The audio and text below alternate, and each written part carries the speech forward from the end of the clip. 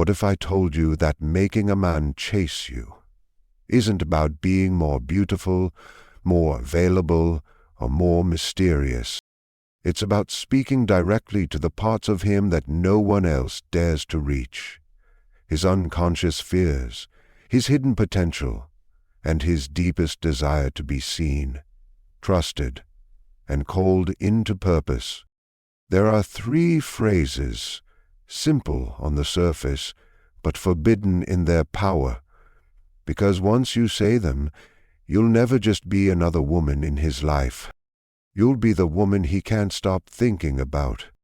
I trust you to lead. On the surface, these 5 words might sound like mere encouragement or deference, but they carry a psychological weight that strikes at the heart of the masculine identity. Beneath the cultural roles and societal expectations, a man's psyche contains a deep, often unconscious drive toward purpose, order, and agency. He is not merely looking for a woman to accompany him. He is, at a deeper level, seeking the opportunity to become something greater in her presence. This phrase activates that potential. It does not flatter, it affirms. It does not beg, it bestows. It invites him into a position where he is not just noticed or desired, but needed, not in a dependent way, but in a way that touches his instinct to rise to a challenge. To say, "I trust you to lead," is to offer a man the gift of responsibility. In modern relationships, control has become a battleground. Words like dominance and submission trigger discomfort because we confuse them with power imbalance or coercion, but that's not what's happening here. When you say this phrase, you are not giving away your sovereignty. You are recognizing his, and more than that, you are testing it. You are communicating that you see potential strength in him, and that you are willing to place something valuable, your trust, in his hands, to see how he handles it. You are not abdicating power. You are creating the conditions for his power to emerge in service, not ego. At a psychological level, the male archetype, especially the inner king or warrior, responds not to demands, but to reverence, not to neediness, but to challenge, and few things challenge a man more than being trusted. Trust is not passive, it is not softness, it is a sharp mirror that reflects both what he is and what he has yet to become. When you tell a man, "I trust you to lead," you're making a quiet but powerful demand. You are saying, "Show me the man you claim to be," and if there's even a spark of self-worth in him, that invitation will ignite it.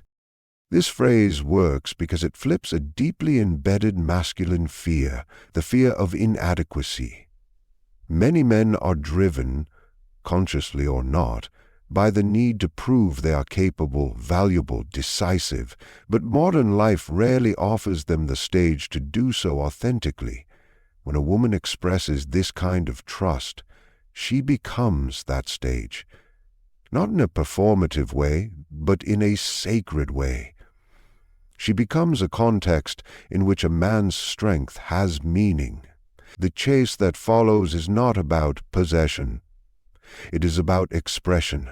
He is not just chasing her, he is chasing the version of himself that she sees. It's important to understand the psychic dynamics at play here. When a man hears these words from a woman he respects, it stirs something older than language, an ancestral script. His unconscious recognizes the tone of initiation. He is being called upon to step into a role, a mode of being that asks more of him, not to dominate, but to guide, not to control, but to take direction seriously. Leadership, in this context, is not about being in front. It's about holding space. It's about having the courage to take the first step, to make the first move, to offer vision and stability in a world that often feels chaotic and uncertain. Ironically, many women resist saying this phrase because they fear being seen as submissive or weak. But true power doesn't fear appearing vulnerable. In fact, the ability to trust someone with leadership signals immense inner security. A woman who says, "I trust you to lead," is not shrinking. She is asserting with elegant strength that she knows who she is and that she chooses to let someone else share the burden of direction. It takes more courage to release control than to cling to it. Men can feel this energy. They can sense when trust is offered from a place of strength rather than desperation. That's what makes the phrase work. It isn't about manipulation, it's about psychic alchemy. You are choosing to place part of your emotional world into his hands, and in doing so you activate his deepest instincts to protect, to rise, to take initiative. If he is worthy, he will chase, not for conquest, but for connection.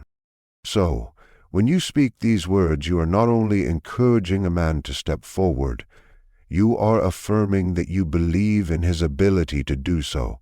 And when a man feels that belief, especially from someone he respects, something awakens. He feels seen, not just for who he is now, but for who he might become. And that is where the chase begins. You don't have to hide with me. These words are not casual. They are a key, quietly unlocking the door to a man's hidden world. The world he rarely shows even to himself.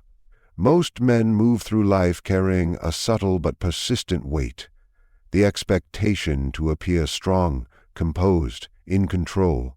From early childhood they are conditioned to mask fear, doubt, vulnerability, softness. They learn, through both spoken rules and unspoken cues, that to show weakness is to invite judgment or rejection. And so, over time, they build armor. That armor becomes their second skin, functional, protective, but also isolating. It shields them not only from others, but from their own truth. Underneath it, many feel unseen, even in the closest of relationships. When a woman says, "You don't have to hide with me," she is not offering comfort, she is offering sanctuary. She becomes in that moment a rare presence, someone who sees beyond the mask, and not only sees what's behind it, but welcomes it. She does not require perfection, performance, or pretense. She speaks to the part of him that longs to be held without judgment, the part that is tired of pretending, tired of holding everything together, without ever letting anything fall apart. In that moment, tell her the truth, and her heart will be without judgment, tired of holding everything together, without ever letting anything fall apart. That phrase tells him, with piercing clarity, that he is safe to be whole. Not just the curated version of himself, but the raw, unfiltered, uncertain version he keeps buried.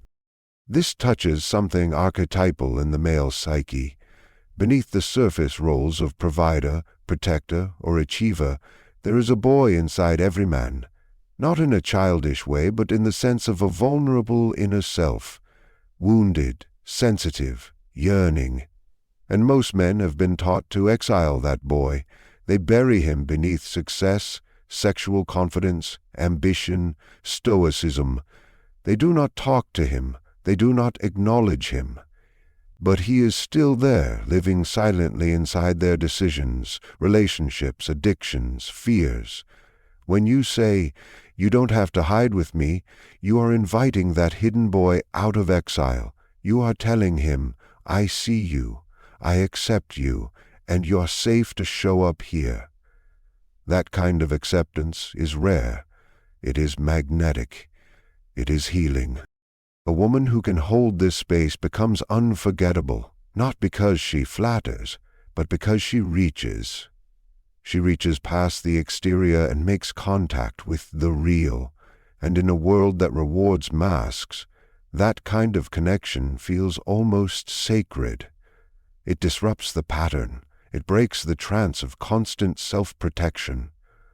Most men are not used to being emotionally disarmed. They may sleep with many women, laugh with many friends, succeed in many roles, but very few people look into their soul and offer it shelter. When someone does, it's not just comforting, it's transformational. It changes how they see themselves. Because someone has finally seen them. This phrase also flips an unconscious expectation that many men carry, the assumption that they must earn love by maintaining control. It says, instead, you don't have to earn anything, just be here. That message is radical. It allows him to take off the mental armor he didn't even realize he was still wearing. And when he does, he isn't weakened, he is liberated. He starts to feel what it's like to be emotionally free in your presence, and once he feels that, he begins to crave it. Not in a needy way, but in a human way. He begins to associate you with the rare feeling of psychological rest, something he may not even know he needed until you gave it. This is not about fixing him. It's not about rescuing or mothering him. It's about mirroring. You are mirroring back his full humanity. The courage, yes, but also the fear. The confidence, but also the self-doubt. You are saying, without conditions, I don't need you to be more than you are in this moment. That message does not weaken him, it strengthens him. Because when a man feels safe enough to reveal his vulnerable self without being judged, he becomes more integrated, he becomes more whole. And in becoming more whole, he becomes more capable of deep love. Many women underestimate the power of this kind of emotional presence. They are taught that being desired is about beauty, mystery, or charm, but true intimacy begins with safety, not seduction. When a man senses that you can hold space for his real self, especially the parts he usually hides, he is drawn to you on a level far deeper than attraction. He begins to see you not only as a partner, but as a mirror of his inner truth. That bond, once formed, is not easily broken. Because in a world that often asks men to perform, you become the one place where he gets to simply be, and that is a feeling he won't want to live without. I see something powerful in you. These words carry more than praise. They are an invocation, a psychic mirror, a quiet but potent awakening within a man's inner world. At a surface level, they may sound like a compliment, but spoken with sincerity, presence, and depth, they reach into the architecture of a man's identity and shake loose something long buried or long forgotten. Every man carries within him the potential for greatness, not in the grandiose or theatrical sense, but in the quiet, disciplined, focused sense of purpose, strength, clarity, and impact. That potential is not always fully realized. Often it lies dormant beneath self-doubt, past failure, unresolved shame, or the constant noise of trying to meet the world's expectations. He might act confident, composed, even successful, but underneath many men wrestle with an unspoken question. Am I enough? And more importantly, do you see me as someone who could be more? When a woman looks at a man, not with judgment, not with skepticism, but with a clear, grounded gaze, and says, I see something powerful in you, she does something extraordinary. She doesn't describe who he is now, she affirms who he could become. And that affirmation, coming from someone he respects, penetrates deeper than any flattery or admiration. It speaks to his undeveloped potential, to his archetypal hunger for purpose. It's not just that you see him, it's that you see into him, and you reflect back something that he's either forgotten or never been brave enough to fully claim. Men are not as immune to external validation as they may appear, but what they crave most is not surface-level praise, It's recognition from someone who sees past the masks. In a world where they're often measured by performance, productivity, or status, to be seen as inherently powerful by someone who expects nothing in return is deeply disarming. It's a form of reverence that doesn't inflate his ego, but strengthens his spirit. It doesn't make him proud, it makes him purposeful. Psychologically, this phrase triggers something ancient in a man's unconscious. The idea of the feminine as the seer, the visionary, the one who calls out greatness before it's visible to the world. Mythologically, we see this dynamic again and again. The warrior becomes the warrior not only through battle, but through the presence of someone who believes in him before the war is won. The king doesn't just ascend because he is crowned. He ascends because someone believes in his ability to rule wisely. A man will rarely admit this, but beneath his pride he longs for that kind of reflection. Not worship, not indulgence, recognition. He wants someone to look at him and see what he could be, not just what he presents.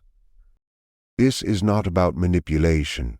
It's not about using affirmation to make him chase you.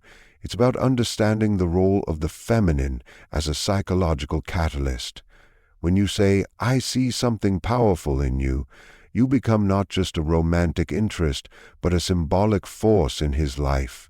You become the person who helped him see himself more clearly, who gave him the courage to move toward a deeper, truer version of who he is. And once a man associates you with that inner transformation, he will feel an almost magnetic pull toward you. Not out of neediness, but out of respect. Not out of lust, but out of a deep recognition that you are connected to the part of himself he wants to grow into. The potency of this phrase also lies in its restraint. It is not needy. It does not beg for reciprocity. It simply offers a reflection, and in that quiet offering is immense psychological power. You are not saying, "You're already perfect." That would ring hollow. You are saying, "I see more in you than you may see in yourself." That statement creates a sacred tension. It invites him forward. It makes him want to earn the image you see, not out of pressure, but out of inspiration. Many women chase men by showing them attention, affection, or even adoration, but very few challenge a man in this way. Very few know how to hold that precise balance between acceptance and expectation. You are not asking him to change. You are not demanding growth. You are naming the possibility of it and leaving it to him to rise to it. That's why this phrase works so powerfully. It doesn't instruct, it doesn't persuade, it simply shines a light. Men who hear these words from someone they're emotionally drawn to will often find themselves thinking about them for days, weeks, even years. They will return to that moment in their mind, not because it flattered them, but because it called them. In the quiet space of their own reflection, they will wonder what it would mean to truly live up to that vision. And that wondering, that deep internal movement, is what turns attraction into devotion. When you speak to the power in a man that even he cannot fully see yet, you don't just touch his heart, you touch his future. These three phrases may seem simple, but their impact reaches far beneath the surface. When spoken with sincerity and presence, they don't just stir emotion, they awaken identity. You're not just capturing a man's attention, you're calling out his essence. You're reaching into the parts of him that are rarely touched, his longing to be trusted, his fear of being fully seen, and his hunger to be believed in, not for what he has, but for who he could become. When you say, "I trust you to lead," you aren't giving your power away, you're recognizing his in a way that invites him to embody it. You shift the dynamic from control to confidence, from competition to co-creation. When you say, "You don't have to hide with me," you offer something sacred in a world that constantly demands men to perform. You become the one place where he can be fully human. And when you say, "I see something powerful in you," you don't flatter his ego. You challenge his soul. You reflect back a version of him that he may have buried, doubted, or forgotten. The result? He doesn't just want you, he feels drawn to you, not out of impulse, but out of instinct. Not out of desire alone, but from a deep sense of meaning. You become more than attractive. You become unforgettable. Because in a world where most connections skim the surface, you dared to speak to the depths. And once a man feels that kind of depth from a woman, he will chase her, not just to possess her, but to keep feeling the man he becomes in her presence.